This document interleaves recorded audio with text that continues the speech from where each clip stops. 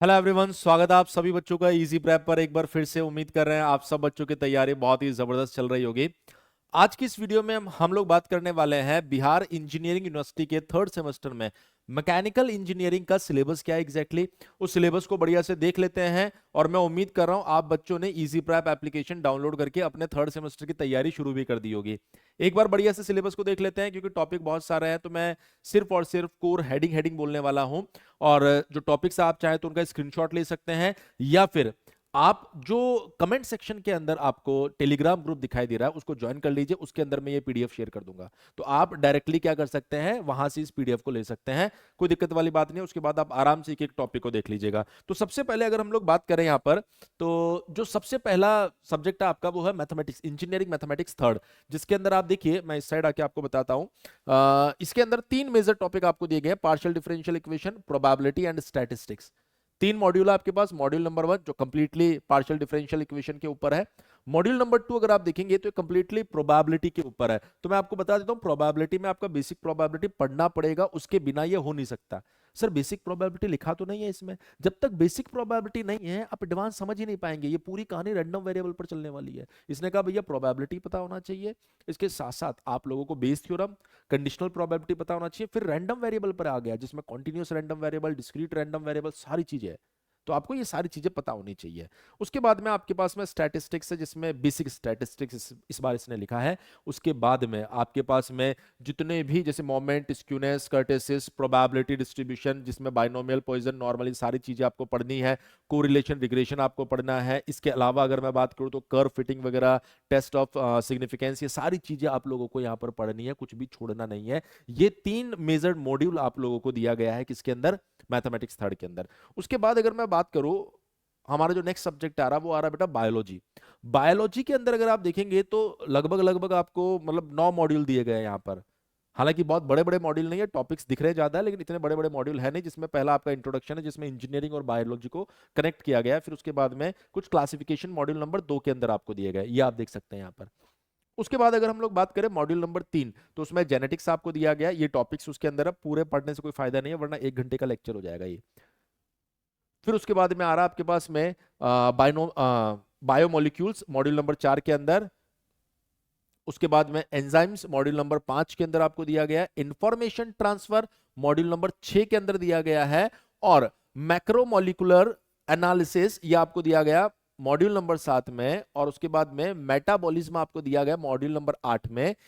उसके बाद में माइक्रोबायोलॉजी ये दिया गया मॉड्यूल नंबर 9 में। ये 9 मॉड्यूल आपको दिए गए हैं। इंजीनियर्स के लिए बायोलॉजी पढ़ना बड़ा चैलेंजिंग होता है। एक बार अगर आप लोग क्लासेस को पूरी देख लेंगे जो हम लोग एप्लीकेशन पर कंडक्ट करवा रहे हैं, और उसके हिसाब से प्रॉपर नोट्स बना लेंगे, तो आपको कोई समस्या आएगी नहीं। उसके बाद हम बात करते हैं बेसिक इलेक्ट्रॉनिक इंजीनियरिंग, क्योंकि मैकेनिकल के बच्चे हैं तो ये भी उनके लिए चैलेंजिंग हो सकता है। सेमीकंडक्टर डिवाइसेस एंड एप्लीकेशन आपको पहले मॉड्यूल में पढ़ना है बेटा। उसके बाद में अगर मॉड्यूल नंबर 2 की मैं बात करूं तो operational amplifier and its application module number 2 में।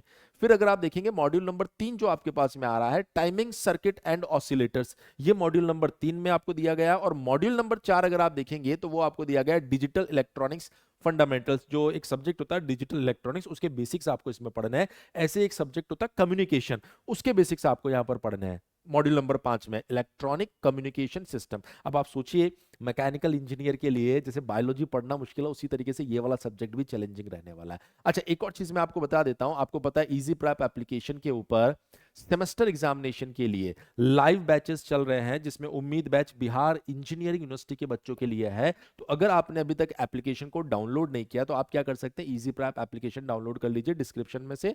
उसका लिंक मैंने कमेंट सेक्शन में भी डलवा देना है, वहां से ऐप डाउनलोड कीजिए।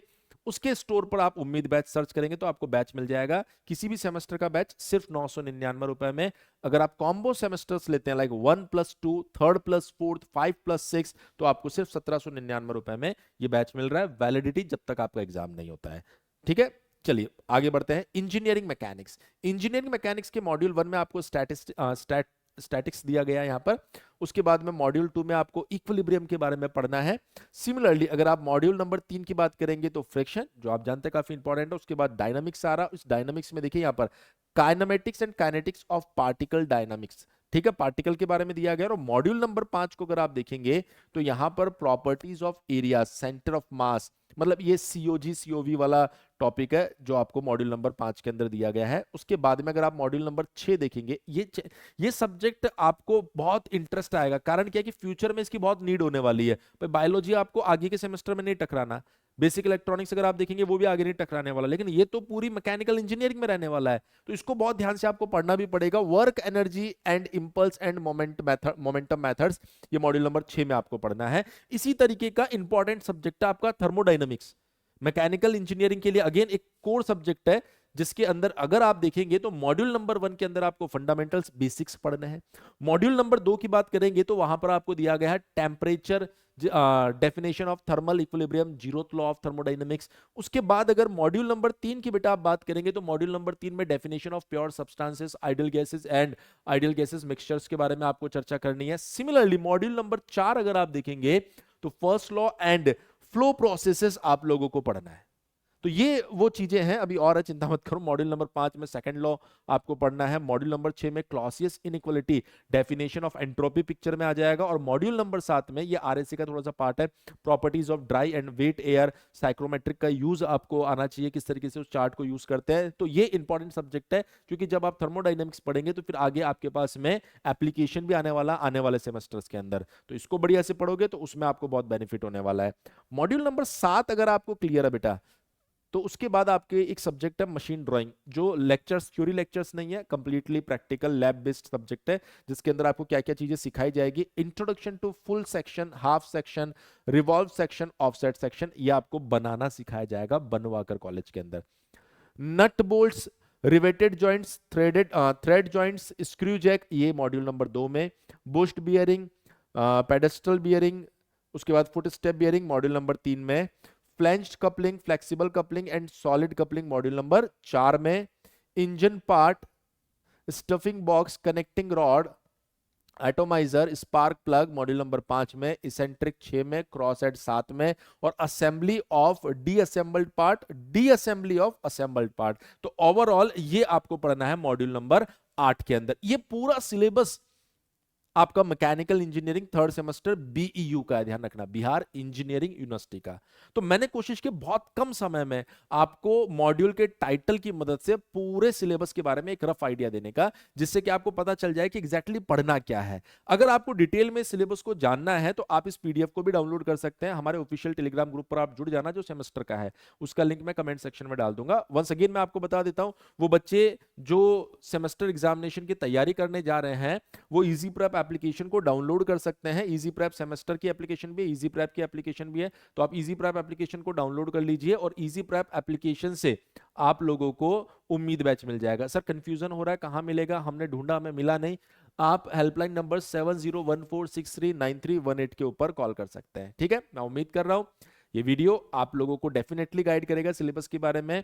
आगे भी इसी तरह के वीडियोस आपको इसी चैनल पर मिलते रहेंगे, आपकी यूनिवर्सिटी से जुड़े हुए जो भी इंपॉर्टेंट अपडेट्स होंगे वो आपको मिल जाएंगे इसके अंदर। चलिए, थैंक यू सो मच, मिलते हैं नेक्स्ट सेशन में।